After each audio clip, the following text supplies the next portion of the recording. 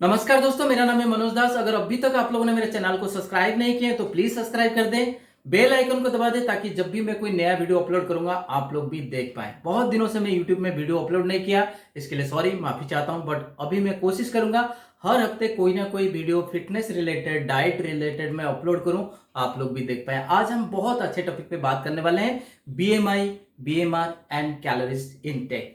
इस वीडियो को देखने के बाद आप किसी के ऊपर भी डिपेंडेंट नहीं होंगे। ये तीनों चीज कैलकुलेशन करने में बहुत अच्छी तरीके से स्टेप बाय स्टेप समझाऊंगा मैं, ताकि एक फिफ्थ स्टैंडर्ड की बच्चा भी समझ पाए कि ये कैलकुलेशन कैसे होना है। तो चलिए शुरू करते हैं video.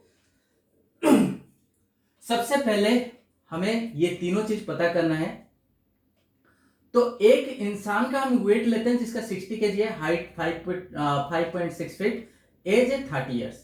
BMI body mass index, BMR basal metabolic rate, calories intake, basic इसको हम बोल सकते हैं बॉडी मेटाबॉलिक रेट। ये दोनों इंटर रिलेटेड है, इसलिए हम तीनों टॉपिक को मैं मिला रहा हूं ताकि आपको समझ आए। जब तक आपको बीएमआर समझ नहीं आएगा तब तक आपको ये नहीं पता पड़ेगा कि आपको कितना कैलोरीज इनटेक करना चाहिए। तो नेक्स्ट पेज में चलते हैं। सबसे पहले बीएमआई बॉडी मास इंडेक्स, यहां पे वेट 60 केजी में है। हाइट को आपको मीटर में लेना पड़ेगा, तो मीटर में हम हाइट को कैसे कन्वर्ट करें। हाइट 5.6 फीट ये हमने लिए थे, तो 1 फीट 12 इंच है। पहले हम इंच में कन्वर्ट करेंगे, तो 5 इंटू 12 प्लस 6 इंच, तो ये हो जाएगा 60 प्लस 6 66 इंच।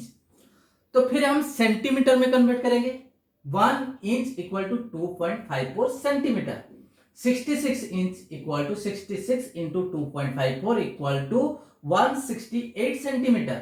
अब हम मीटर में कन्वर्ट करेंगे, 100 centimetre equal to 1 metre, 168 centimetre equal to 1.68 metre. आपको बड़ा आसानी से समझ में आया होगा कि अगर आपका हाइट फुट में है, जितना भी फिट है, मान लीजिए 5.4 है, 6.8 है, जो भी है, तो उसको हम सेंटीमीटर में कैसे कैलकुलेट करेंगे, फिर हम मीटर में कैसे उसको कन्वर्ट करेंगे। तो अभी हम आते हैं, बीएमआई का फॉर्मूला क्या है, weight divide by height into height. 60 divide by 1.68 into 1.68 equal to 60 divide by 2.82 equal to 21.3, यानी बीएमआई आपका नॉर्मल है। अब आप कहते हो कि मैंने नॉर्मल कैसे बोला, मुझे कैसे पता नॉर्मल है, क्योंकि बीएमआई का कैटेगरी कहता है कि आप नॉर्मल में, तो मैं नहीं कहता हूं। तो बीएमआई का कैटेगरी क्या कहता है, अंडरवेट बिलो 18.5। अगर 18.5 से आपका बीएमआई आता है यहाँ पे, तो आप अंडरवेट हो। अगर यहाँ पे 18.5 से लेकर 24.9 तक आता है, तो ये जो हमारा है 21, ये इसी रेंज के बीच में आता है, तो इसलिए नॉर्मल है, तो हमारा वेट नॉर्मल है। ओवरवेट 25 से लेकर 29.9, ये एक साइलेंट बीमारी आपको अटैक कर चुका है। अगर आप इस कैटेगरी में आते हैं, एक साइलेंट राक्षस आपको अटैक कर चुका है, इससे आपको बाहर आना है। ओबेसिटी, बहुत ज्यादा मोटे हो चुके हो आप। अगर आपका एबव 30 जाता है, ये कैलकुलेशन अगर एबव 30 जाता है तो बहुत ज्यादा मोटे हो चुके हो, एक बहुत बड़ा राक्षस आपको अटैक कर चुका है, इससे जल्दी से जल्दी आपको बाहर आना है। अब हमें बीएमआई का कैलकुलेशन तो समझ आएगा, लेकिन इसमें कमी है, इसमें एज फैक्टर नहीं है। एक बंदा 20 साल का है और एक बंदा 60 साल का है, दोनों का बीएमआई सेम आएगा, तो इसलिए हमें बीएमआर पता करना बहुत जरूरी है। तो बीएमआर में तीनों चीज आएगा। तो चलिए नेक्स्ट पेज में चलते हैं। BMR basal metabolic rate, body, या इसको आप बोल सकते हैं बॉडी मेटाबॉलिक रेट। इसमें वेट भी आएगा, लेकिन हाइट यहाँ पे सेंटीमीटर में आएगा। वहां पे हम हाइट को मीटर में लिए थे, यहां पे हमने सेंटीमीटर में ले। वेट आएगा, हाइट आएगा, एज आएगा, तीनों फैक्टर आएगा। तो आपका हाइट को सेंटीमीटर में कैसे कैलकुलेशन करना है, पिछले पेज में हमने बता दिए थे, लेकिन फिर भी मैंने यहाँ पे मेंशन कर दिया, आप देख सकते हैं। मेल के लिए, फीमेल के लिए, दोनों के लिए अलग अलग रहेगा बीएमआर। तो जो ग्रीन कलर में लिखा हुआ है आपका वेट, हाइट और उम्र, ये एज, ये तीनों चीज को आपको पुट करना है। मेल के लिए यहां पे पुट करना है और फीमेल के लिए यहां पे पुट करना है। बाकी जो लिखा हुआ है ये फॉर्मूला है, इसको नहीं छेड़ना है, इसको कुछ भी नहीं छेड़ना है। सिर्फ आपका वेट, हाइट और एज यहां पे पुट करना है। फीमेल आपका वेट, हाइट, एज यहां पे पुट करना है। तो इन तीनों को हम मिलाएंगे, फिर इससे माइनस करेंगे। तो ये तीनों को मिलाए तो ये प्लस ये, तो ये हो गया आपका 1728 माइनस 204 इक्वल टू 1524 इंटू 1.3। अब आप कहते हो कि 1.3 हमने कहां से लाया? ये आपका एक्टिव लेवल है, बॉडी का एक्टिव लेवल का जो रेटिंग है ये वो है। तो ये एक्टिव लेवल आपको कैसे पता पड़ेगा कि आप कितना एक्टिव है? तो ये 5 टाइप का एक्टिव है। सेडेंटरी एक्टिव वो लोग हैं जो खाना खाते हैं, सोफा में बैठते हैं, टीवी देखते हैं, फिर जाते हैं, सो जाते हैं, फिर शाम को उठते हैं, चाय पीते हैं, फिर थोड़ी देर गप्पे मारते हैं, फिर जाते हैं, रात को सो जाते हैं, फिर सुबह उठते हैं। उनका वही एक्टिविटी है। मतलब ये लोग बिल्कुल भी एक्टिव नहीं है, ये इस कैटेगरी में लोग हैं। अच्छा, दूसरा लाइटली एक्टिव क्या है? सुबह उठा, बंदा ब्रश किया और अपना खाना वाना पैक किया, बनाया, खाना वाना पैक किया, थोड़ी देर वॉक करके गया, कैब लिया, फिर जाके ऑफिस के आसपास कैब से उतरा, थोड़ी देर वॉक करके आपका ऑफिस तक गया, फिर वापस रिटर्न उसी। मतलब थोड़ा बहुत एक्टिविटी है दिन के अंदर, बट बहुत ज्यादा नहीं है। और मैक्सिमम लोग हमारा देश में, मैक्सिमम लोग जो है इसी कैटेगरी में आते हैं।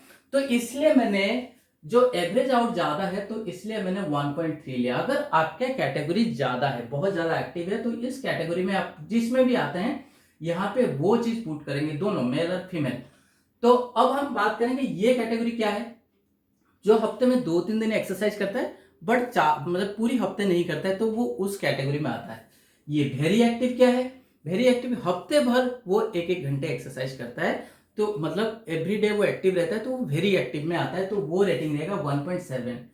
एक्स्ट्रा एक्टिव क्या है? जो एथलेट्स हैं, जो स्पोर्ट्स मैन है, जो लोग डेली प्रैक्टिस 5-5 घंटे 6-6 घंटे करते हैं, तो वो लोग इस रेंज में आएंगे, इस कैटेगरी में आएंगे, तो उनका रेटिंग सबसे ज्यादा है।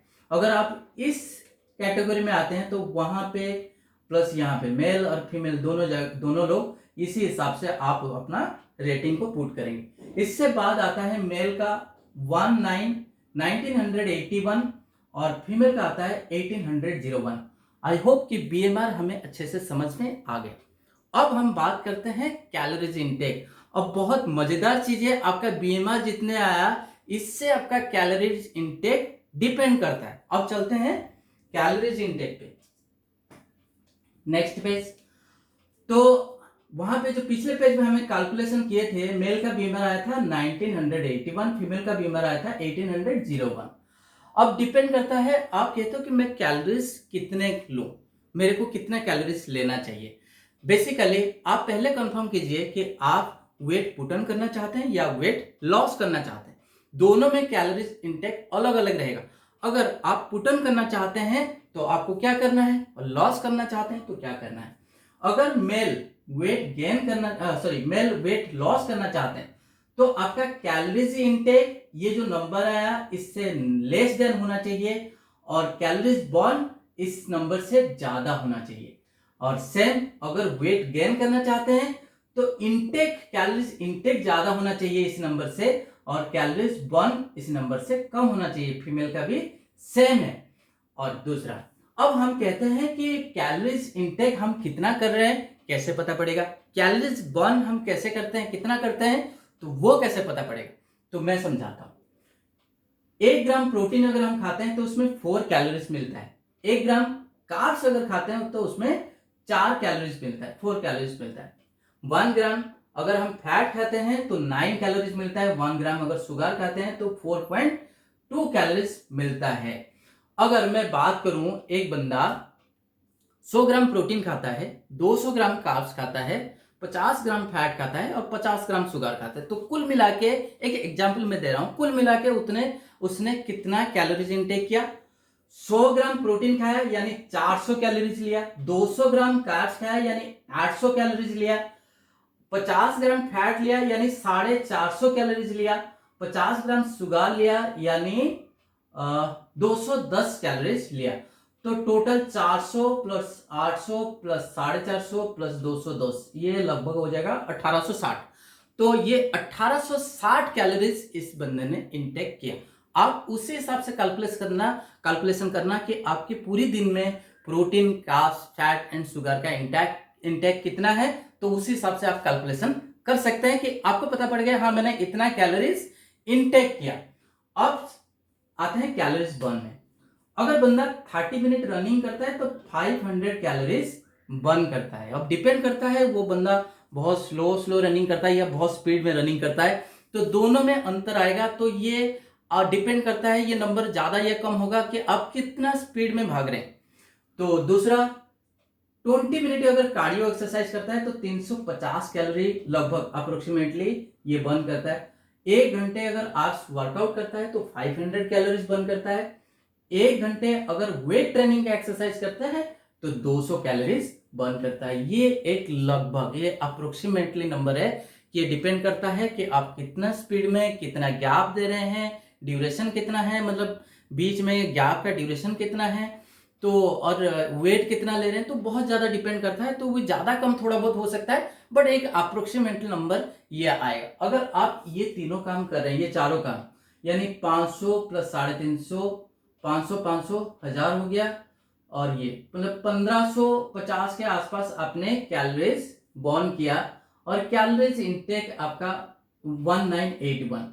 यानी आपका फिर क्या होगा, अगर कैलोरीज इनटेक आपका कैलोरीज इनटेक ज्यादा है और कैलोरीज बर्न कम है, तो क्या होगा, आपका वेट गेन होगा। तो आपको उल्टा करना पड़ेगा। उल्टा कैसे करेंगे आप, तो उल्टा करने के लिए आपको प्रोटीन का मात्रा बढ़ाना है, कार्ब्स को बंद करके कॉम्प्लेक्स कार्बोहाइड्रेट खाना है, और इसको जो 200 ग्राम आप खा रहे थे, लगभग 50 60 या 70 ग्राम तक आपको कार्ब्स खाना है।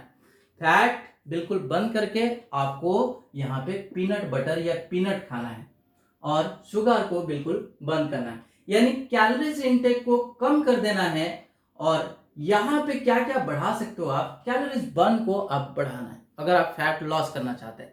अगर आप वेट गेन करना चाहते हैं, पहले तो मैं सजेस्ट नहीं करूंगा कि आप वेट गेन करें, मैं सजेस्ट करूंगा कि मसल गेन करें। मसल गेन करने के लिए क्या है, ये जो प्रोटीन का मात्रा और आपको बढ़ाना पड़ेगा, और आपका वर्कआउट उसी हिसाब से स्ट्रांग होना चाहिए, तो आप मसल गेन करेंगे। तो आई होप कि ये तीनों चीज बहुत बारीकी से, बहुत डेप्थ में, बहुत ग्रेविटी से हमें समझ में आ गया कि बीएमआई कैसे कैलकुलेशन करना है, बीएमआर कैसे कैलकुलेशन करना है, और कैलोरीज इनटेक कैसे कैलकुलेशन करना है। फाइनली मैं आप लोगों के लिए दोबारा रिक्वेस्ट करूंगा आप लोगों को कि अगर अभी तक आप लोगों ने मेरे चैनल को सब्सक्राइब नहीं किए तो प्लीज सब्सक्राइब कर दें, बेल आइकन को दबा दें, ताकि जब भी मैं कोई नया वीडियो अपलोड करूंगा तो आप लोग भी देख पाएंगे। Thank you so much.